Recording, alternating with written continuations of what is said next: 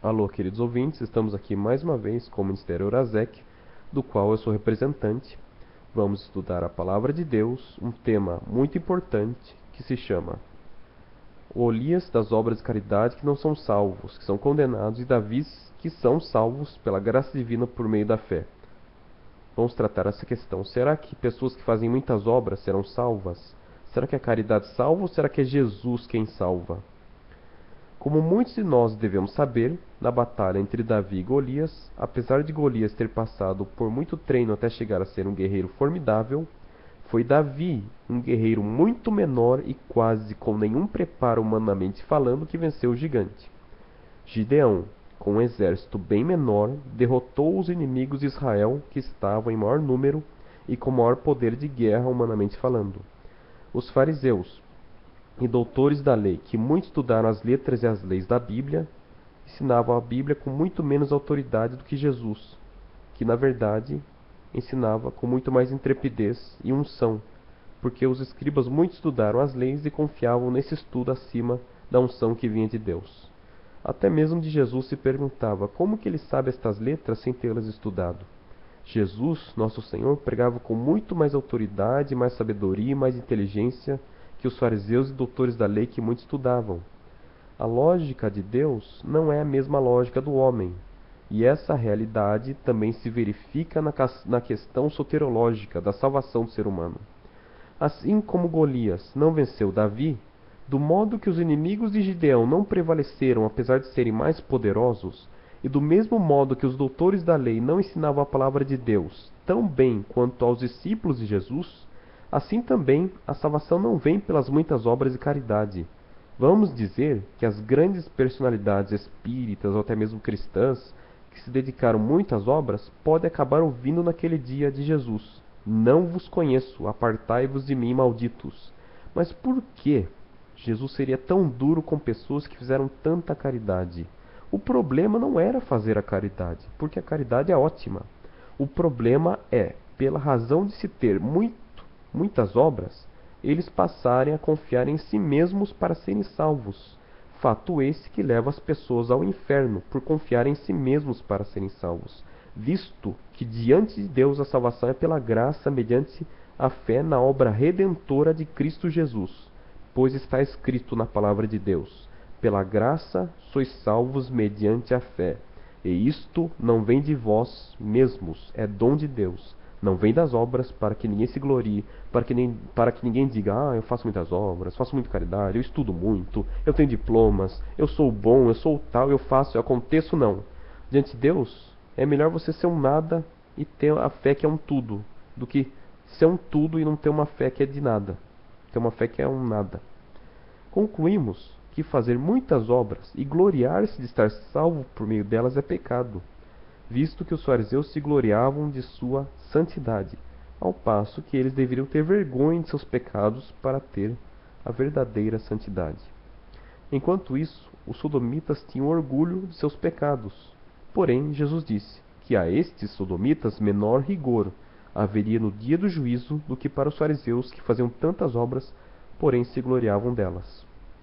Jesus testificava que os fariseus diziam endro, cominho e hortelã, demonstrando que eles são minuciosos na prática das obras da lei.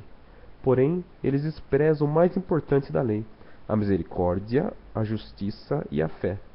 Jesus lhe disse: Deveríeis fazer aquelas obras, mas sem omitir essas. Do mesmo modo, em nome de Jesus Cristo vos declaro a vós que credes ser salvos pelas obras da caridade. Deveis sim fazer obras de caridade, mas sem desprezar a justiça que vem pela fé na misericórdia de Jesus Cristo, que pela sua graça e misericórdia nos salva sem nosso merecimento, se tão somente crermos em Jesus e não em nós mesmos. Os fariseus não desprezavam a misericórdia, a justiça e a fé, pois devemos não desprezar a justiça que vem pela fé na misericórdia de Jesus. Tudo isso é recomendado por Jesus Cristo no Novo Testamento e por Paulo. Portanto, se a salvação é pelas obras, Cristo Jesus morreu em vão. E se Cristo Jesus morreu em vão e você crê que pelas suas muitas obras você está salvo, você está calcando o Filho de Deus e tornando por profano o sangue da aliança com o qual era para você ser santificado. Deste modo, estáis ultrajando o Espírito da graça. Se ao quebrantar a lei de Moisés é condenado à morte alguém que quebranta essa lei, de qual maior condenação seria passível, e é passível, alguém que pisa em Jesus Cristo, crendo que pelas suas muitas obras será salvo? Independentemente desse nosso Senhor, desprezando e calcando a nosso Senhor Jesus Cristo, lembrai-vos que horrenda coisa é cair nas mãos do Deus que é fogo consumidor. Que diríamos de nosso pai Abraão? Teria ele alcançado a salvação pelas obras? Ou será que Deus não lhe levou em conta o fato de ter se deitado com Agar, duvidando deste modo da promessa de Deus? As obras de Abraão testificavam que ele não merecia receber a promessa de ter seu filho Isaque.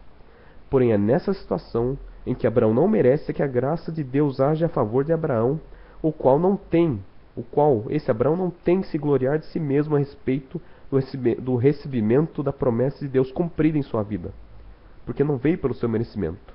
Então se cumpre a Escritura: Abraão creu, teve fé em Deus, e isso lhe foi imputado como justiça. Ele foi justificado pela fé. A promessa de nosso Senhor Deus foi estabelecida na vida deste patriarca sem seu merecimento, para que ficasse evidente que vem pela graça mediante a fé e não pelas obras. O que pensaríamos então do ladrão que fora crucificado ao lado de nosso Senhor, que creu em nosso Senhor, tendo ele vivido na prática da iniquidade até sua condenação na cruz? Seus atos desse ladrão mais que demonstravam que ele merecia a condenação eterna do inferno. E qual foi seu fim? Bastou fazer um simples pedido a Jesus: lembra-te de mim quando entrares em teu reino, Senhor, para que esse nosso Senhor Jesus Cristo lhe dissesse: hoje mesmo estarás comigo no paraíso. Por isso, digo-vos, no dia do juízo, este ladrão que só fez o mal, que se arrependeu no fim e que foi redimido por Jesus, este ladrão se levantará e condenará a muitas pessoas que viveram na prática da caridade, mas que não confiaram em Jesus Cristo para a salvação.